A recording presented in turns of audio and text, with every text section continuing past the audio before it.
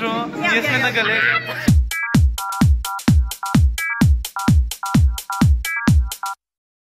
Има жива музика.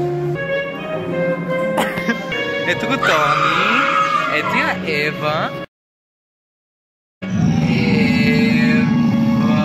Ето я Ния. Това е Диана. Криси вече я видяхте. Ето го Симеон. Ето я Вероника. И това съм аз. Диди, моля те да ни разведеш из галерията. Сиво петно.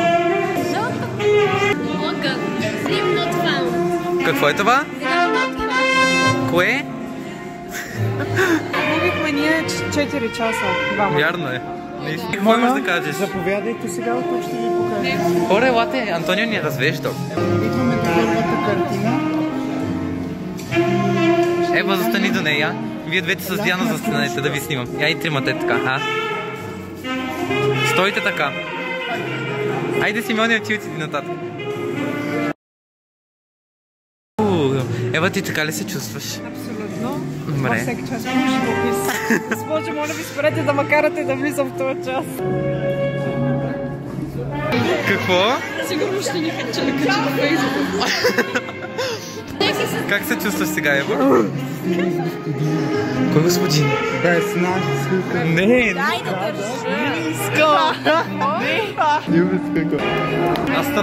Настрани, а така. Стой! Горе, лапя, съберем сега всичките. Седи!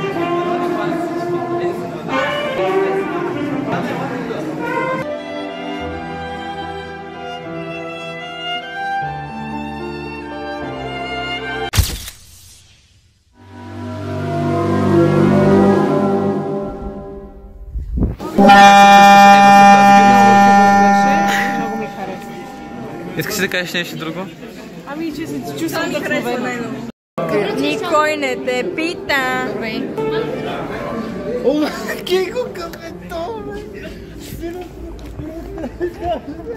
Свилене.